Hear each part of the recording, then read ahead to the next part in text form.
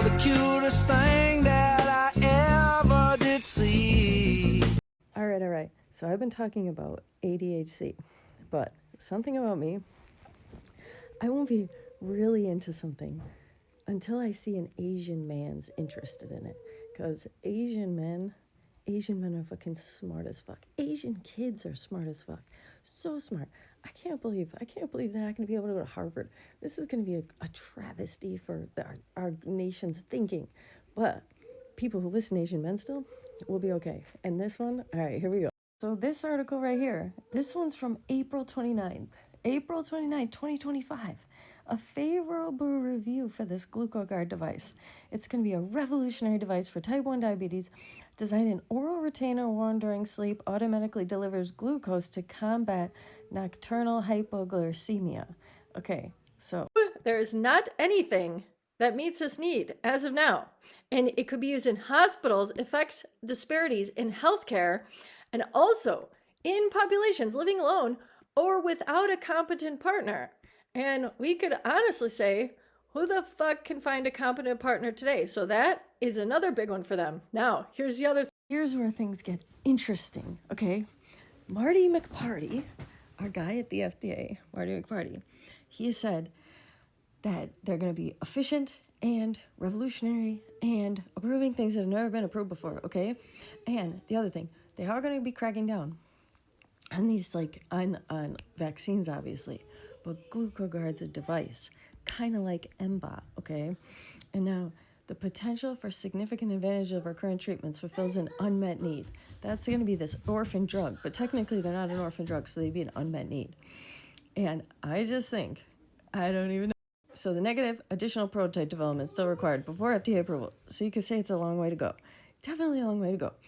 But the device meets FDA breakthrough guidance. For anything from 2023, it doesn't really matter as much. But they're partnered with this guy, Dexcom.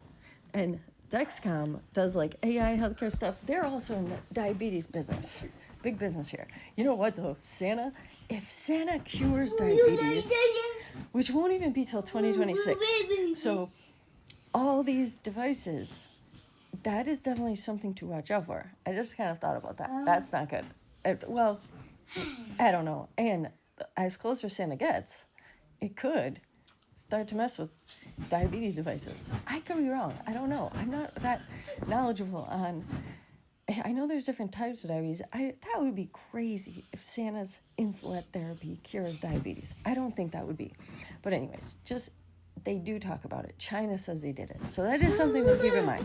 But then not everybody would be able to get the surgery for sure. I would say 5 years at least it could take for them to cure diabetes if they think so.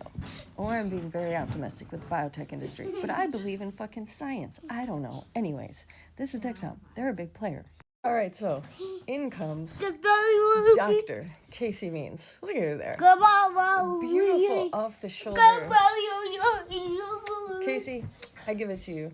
Doctor. You gotta call people that are doctors. That's the sign of respect there. Anyways, Dr. Casey Means, she was on a podcast back in 2021.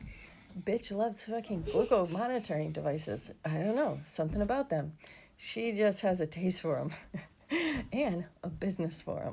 So her business, Levels, is partners with Dexcom.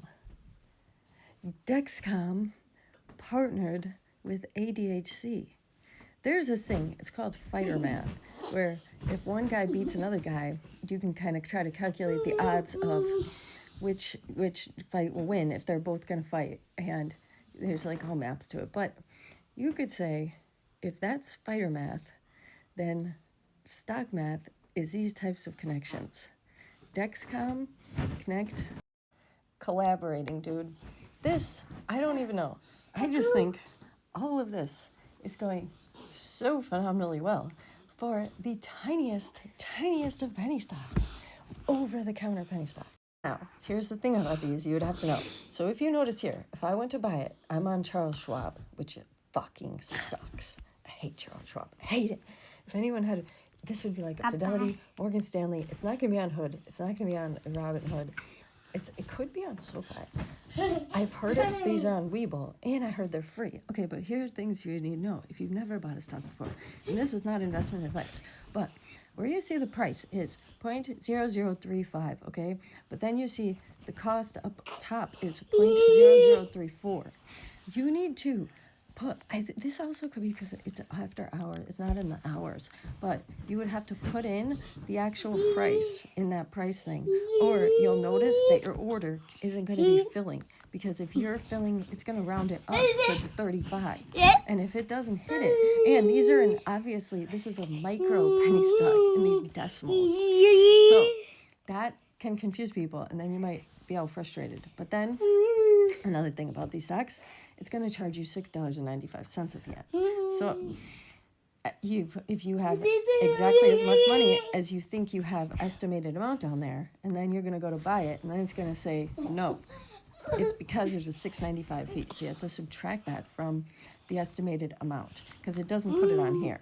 I might. Maybe I never paid. No, I'm pretty sure it doesn't. It's stupid. So anyways, that is ADHC. Bull theory. Bull theory. They could also do reverse splits. They could also do, well, I don't even know how they would do it to uplist. They could also get bought out by DXM. But DXM, they're invested in them at this point. So I don't know. I don't know if they would want to. I don't know. But I do know that I think this stock, this company has potential.